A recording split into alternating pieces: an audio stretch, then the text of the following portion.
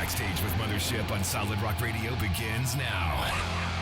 Hear the best in new music, artist interviews, stories from the road, and more. You are now backstage, and here's your host, Mothership. Hey everybody, I hope your week went well. I had to bring AJ Newton from the band Rusty Shipp in today. We needed to talk about how you can pre-order their new album. I hope you enjoy the interview. Well, I sure do appreciate you taking time out to talk to me tonight. Appreciate you having me on first and foremost, so thank you. Are you based out of Georgia then, I assume? Yeah, I'm in Atlanta. Uh-huh. Okay, you're not too far from me. I live about a half hour south of Nashville. I live in a small town called Spring Hill. Yeah, I've been to Spring Hill before. Kind of reminded me of where I grew up, more of a smaller community. I grew up in Indiana. Yeah. What's new with Rusty Shipp? We've got a new album we've started working on. This one's going to differ from our last album, Liquid Exorcist, which was our first stab at a concept album where it told a cohesive story from start to finish. We had a lot of success with that. We were up for a couple of nominations with the Grizzly Awards, which was amazing. That was really, really cool to be a part of that. It was the inaugural event for the Grizzly, so that was really, really cool. And it still surprises us, I guess, every week that we see a different single off of that record still jumping back on the charts. It had a lot of mileage on it. Yeah. So it wasn't until the Grizzly Awards that I knew you guys. I'm grateful it brought us together then. I mean, everybody's always looking for new artists, right? You know, they're looking for new music. Yeah. Even musicians, we love meeting new artists or hearing new music acts that pop up. We're always looking for some sort of indie underground bands. Yeah. And I don't know if it's in terms of like comparing ourselves, but we're just like, I guess, music snobs for a lack of a better term, but we just love to find what's out there, you know? Yeah. The new album, it's in its infancy, I guess, if you want to call it that. We have a structure for it.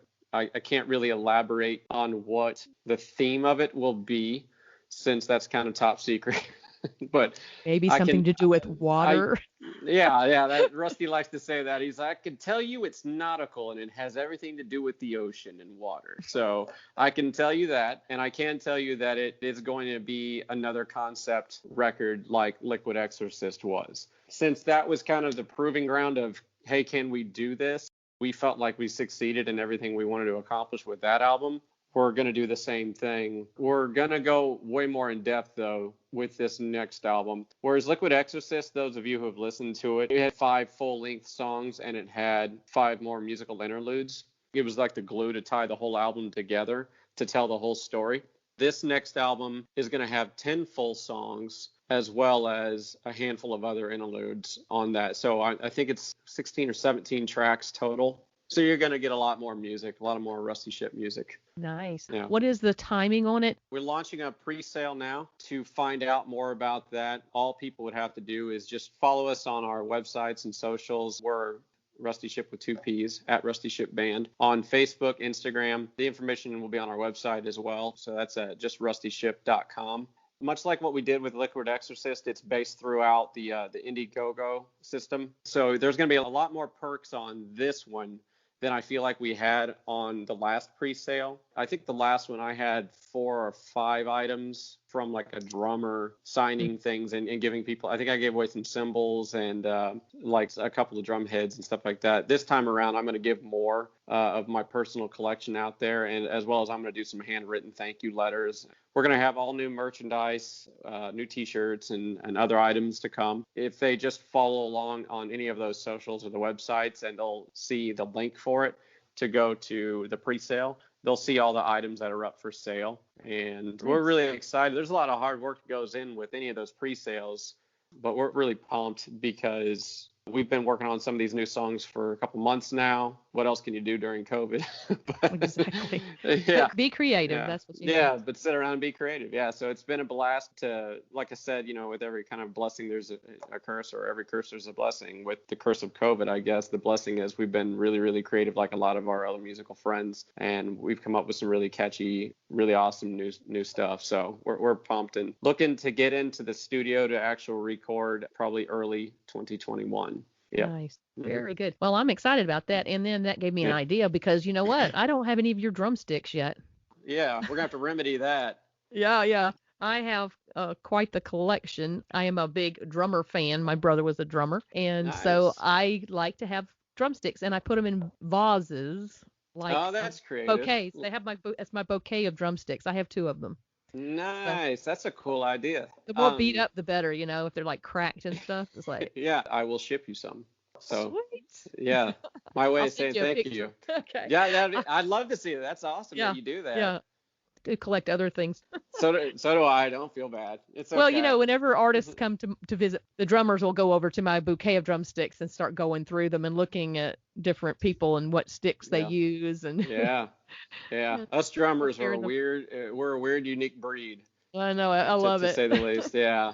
That's really Okay. cool. That it reminds me a little bit of when I was in high school. I had those little college trash cans that was like an aluminum cylindrical.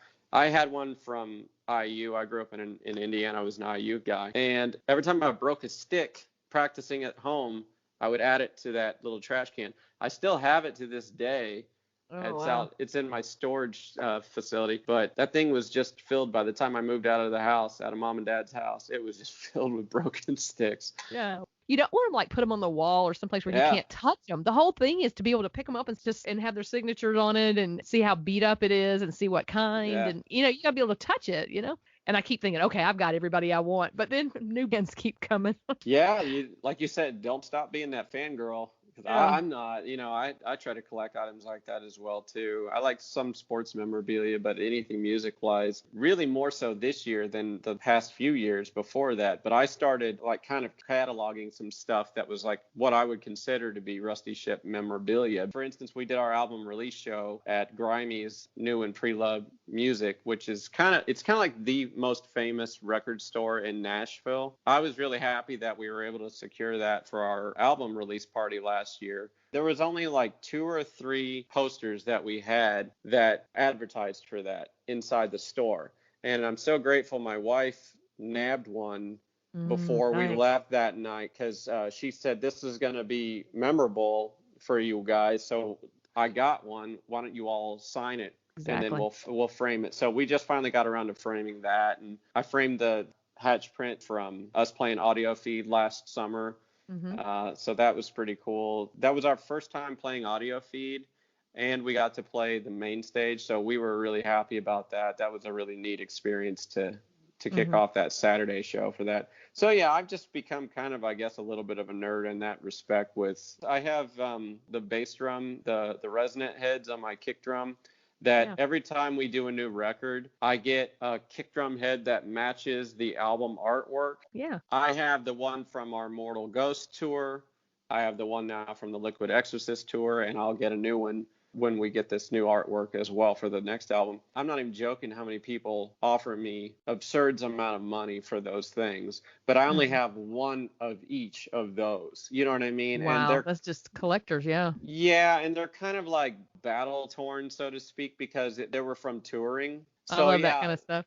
Right. As a band, I want us all to like sign those, and I want to get them like plexiglass framed so that I can put them on my wall one day. That's the goal. Yeah. And I know if you've interviewed Rusty, I don't know if you had a video conference. He has all these things up on his wall where he has all the newspaper clippings where we've made the front page, or he's got all these other things. And it's cool because he's become kind of like a collector of that as well with me. Yeah.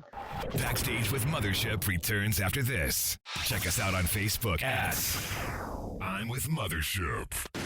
This hour is being made possible by our business ministry partner, Anchor Bolt Express, the place for construction fasteners and a supporter of Christian music and this station. On the web at anchorboltexpress.com. Besides Rusty Shipp, you do something else on the side. You're artist relations manager for Outlaw Drums. Yeah, I've actually been an Outlaw Drums artist since January of 2019, but there was a need for an artist relations manager with Michael Outlaw, who runs and operates that company. I think it was back at the beginning of June this year. He was just drowning with work, and he's this good-hearted, sweet Christian guy who I've been blessed to become really awesome friends with over the past few years. And I really believe in his mission in life. What he does is he takes old reissued wood and he'll build you a custom drum set or snare drum, out of that wood. Right around the time after we had just recorded Liquid Exorcist, I wanted a new drum kit because I had the same one that my wife had bought me like 13 years ago that I was ready to retire. And I told him everything I wanted to have, specifications wise. He knew that I was in a nautical rock band. So he elaborated that he had this cypress wood that his grandfather had been given over 80 years ago, and it was drug out of the Okefenokee swamp down there on the Florida-Georgia line. And he's like, yeah, he goes, that'd be perfect to build you a kit. It's about as nautical as you can get a swampwood kit built. So Nice.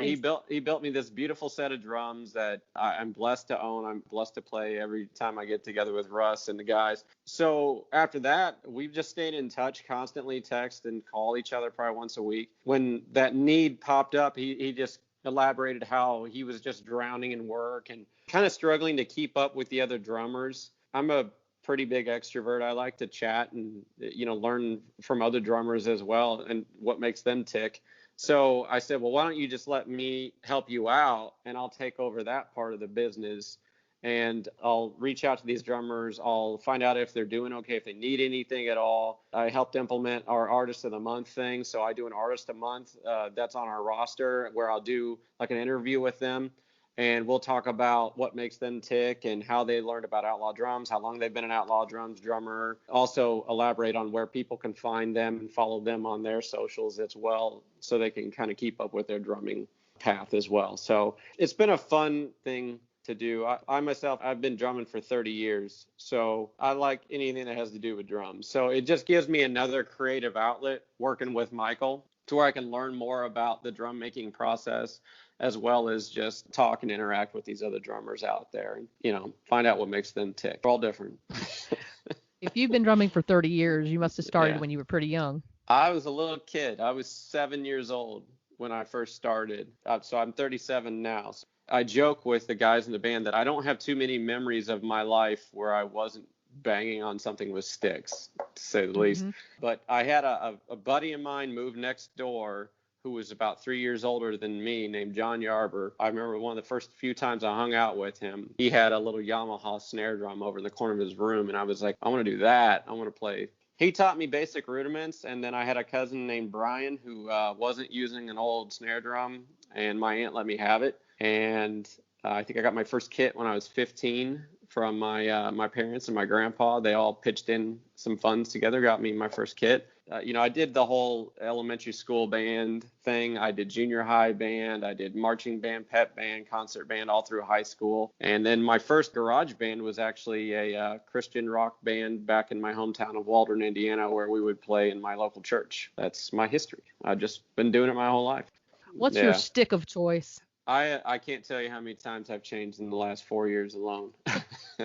I recorded the Liquid Exorcist album with Dave Grohl's signature series sticks, which are really heavy, a little bit longer, medium tapered 5B sized kind of sticks.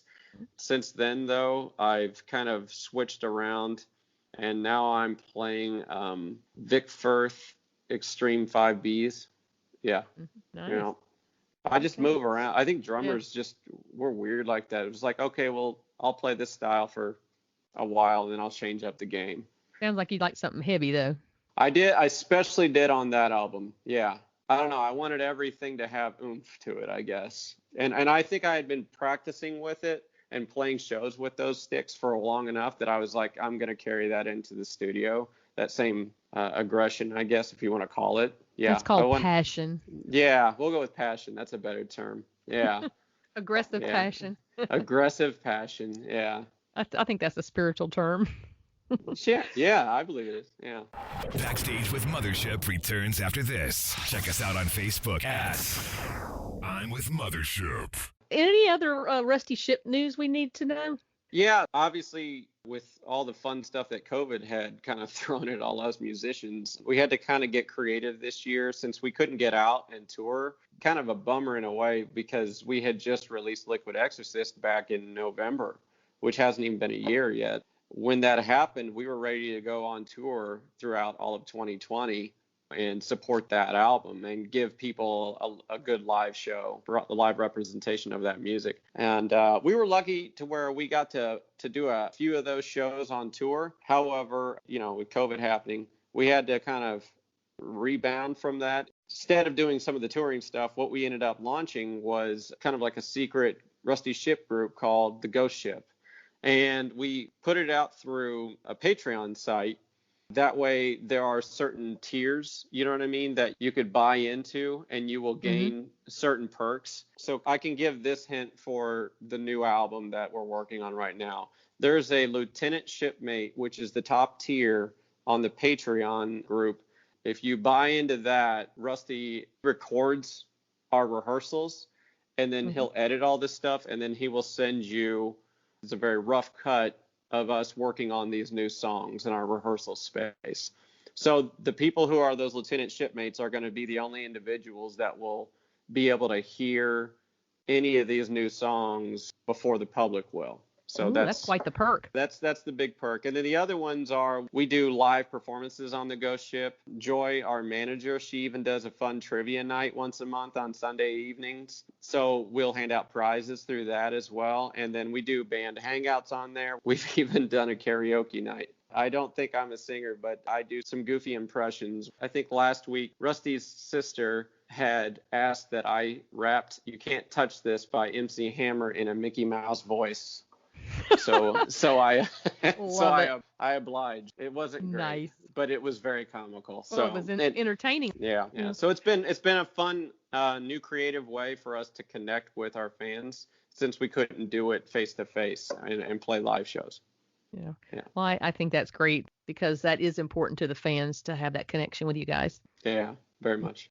Favorite when you're on the road, what do you like? So if it's on the road and if it's at a gas station kind of thing, it's probably going to be like a form of Chex Mix, maybe. Probably like those Chex Mix bold flavors. Those are really good. Yeah. Good to know. I bring snacks to venues for bands. I've heard this. Yes. Yeah. So what happens is people are always saying, what does this band like to eat? What does that band like to eat? And I like to have a little ammunition. Otherwise, I'll have to be texting you to ask you what you like. God bless you. That's awesome. Yeah. Got people now that they found out that they can bring food to their favorite bands and tell them how much they love them. And so. Oh, that's sweet. Yeah. That's really, really nice. Yeah. Well, y'all bless us. We bless you. It's kind of goes around, comes around. Yeah, we're a good tight-knit community, so it's awesome that we all stick together, exactly. the way we do. Yeah, we're blessed. It's been a blessing, even though it's been a rough year, to see how our music's impacted people, to see how the stuff that you're doing and the others in the community are impacting people in a positive way. So thank you for all that you do. We really appreciate you. Yeah, and yeah, and we'll just. God willing, we'll just keep doing what we're doing and people will keep enjoying the music. They say in the South, God willing, and the creek don't rise. Yeah, that's right. So, yeah, thank you for having me on. This was fun. Yeah, anytime. Yeah. Appreciate you. Take care, dear. Okay, bye-bye. That's it for me. I hope you've enjoyed the show. Don't forget to check out my blog on solidrockradio.org and follow the links to Rusty Shipp's websites and social media. Stay tuned for more great music all night long, and this show will be replayed at 4 a.m. Eastern Time and be added to the Solid Rock Radio website archive and SoundCloud. I pray you all have a wonderful week, and remember, be kind to one another.